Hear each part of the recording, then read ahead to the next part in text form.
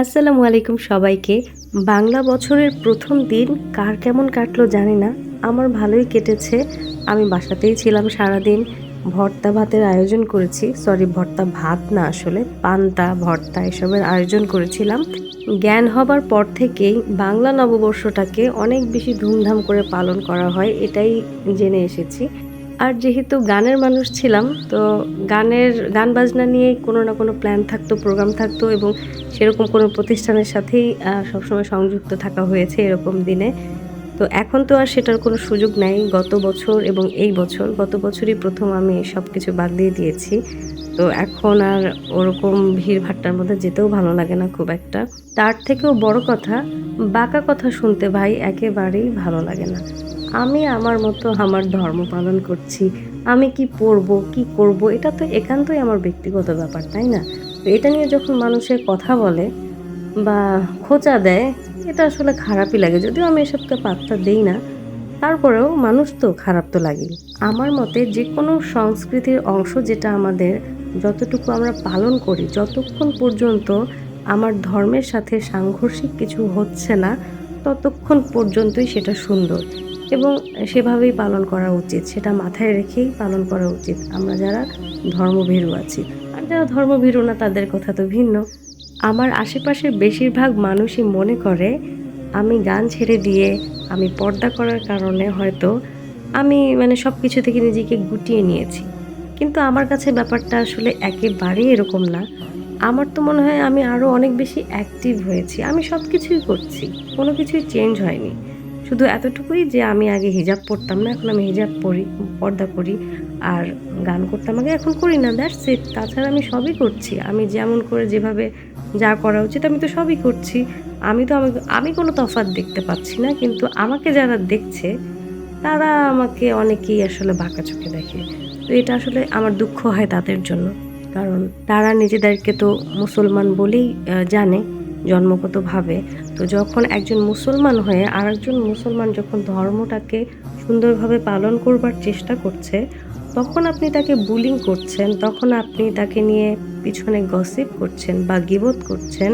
আমার কাছে এটা তো খুবই সংকীর্ণ মনের একটা পরিচয়। কিন্তু যারা এই ধরনের কথাবার্তা বলেন তারা নিজেদেরকে ভীষণ প্রগতিশীল হিসেবেই কিন্তু মনে করেন। হাস্যকর একটা ব্যাপার। এটা আমার কাছে সত্যি খুব হাস্যকর ব্যাপার।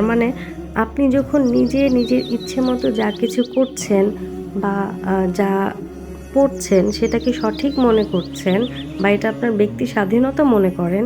কিন্তু আরেকটা মানুষ যখন তার ধর্মের দিকে ঝুঁকে তাকে চেঞ্জ করলো, তখন আপনি তাকে নিয়ে গসিপ করছেন।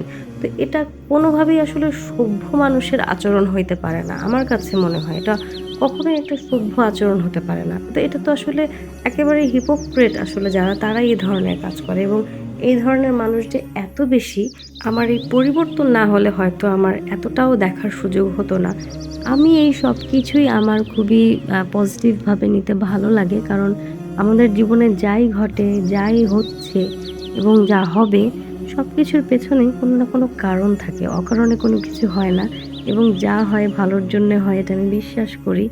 তো আজকে যদি কাউকে আমি দেখি যে সে আসলে আমি যেরকমটা জানতাম সেরকমটা নয় বা আমার সম্পর্কে তার ধারণাটা আমি যেরকমটা ভাবি সেরকমটা নয়, সেটা যদি আমি বুঝতে পারি, তাহলে এটা আসলে আমার জন্য ভালোই। কারণ মানুষ চেনা তো খুবই কঠিন একটা কাজ, তাই না? সেটা যদি আল্লাহ আমার কাছে সহজ করে দেন যে একটা মানুষ তোমার সামনে যেরকম পিছনে তো আসলে সেরকম না, বা তোমার একটা পরিবর্তনের কারণে তার সাথে তোমার সম্পর্কটাই পরিবর্তিত হয়ে গেল। তার মানে সে তোমার আসলেই ট্রু ফ্রেন্ড না বা তোমার ওয়েল উইশারও সে না। তো মানুষ চিনতে পারার যে এই একটা সুযোগ আমি পেয়েছি আমার এই ছোট্ট একটা আ পরিবর্তনের কারণে, সেটাও আমার কাছে অনেক বেশি আশীর্বাদ মনে হয়। অবশ্যই সেটা। কারণ যত বেশি নেগেটিভ মানুষ জীবন থেকে আমি বাদ দিতে পারবো, আমার জীবন ততই সুন্দর হবে আমি মনে করি। এবং নেগেটিভ মানুষদের জন্য এমন যে না কোনো রাগ বা অভিশাপ, সেটাও না। তাদের জন্য আমি দোয়া করি তারা সবাই ভালো থাকুক, আল্লাহ তাদেরকে হেদায়েত দিক। তারা যে কাজটা যেটা করছে সেটা ঠিক না, সেটাও তারা একদিন রিয়ালাইজ করুক এবং তারাও ফিরে আসুক আল্লাহর পথে। এটাই চাওয়া। কথা বলতে, বলতে আমার সব আয়োজন কিন্তু আমি দেখিয়ে দিলাম কি, কি করেছি নববর্ষের দিনে। আগে তো জানতাম নাচ গান না হলে বর্ষবরণই হয় না। তো এখন বুঝতে পারছি সে ধারণাটাও একেবারেই আমার ভুল। কারণ নাচ গান ছাড়া আলহামদুলিল্লাহ খুব সুন্দরভাবে ভালোভাবে আমার বাংলা বছরের ১ম দিনের পান্তা ভাত, ভর্তা, ইলিশের আয়োজন হয়ে গেল। তো এই ছিল আমার আজকের ভিডিও। কেমন লাগলো আমার নববর্ষের এই ছোট্ট আয়োজন? আমাকে নিশ্চয়ই কমেন্ট করে জানাবেন এবং আপনারা কে কী করেছেন সেটাও নিশ্চয়ই শেয়ার করবেন। সবাই ভালো থাকবেন, সুস্থ থাকবেন। আমার জন্য দোয়া করবেন। আল্লাহ হাফেজ।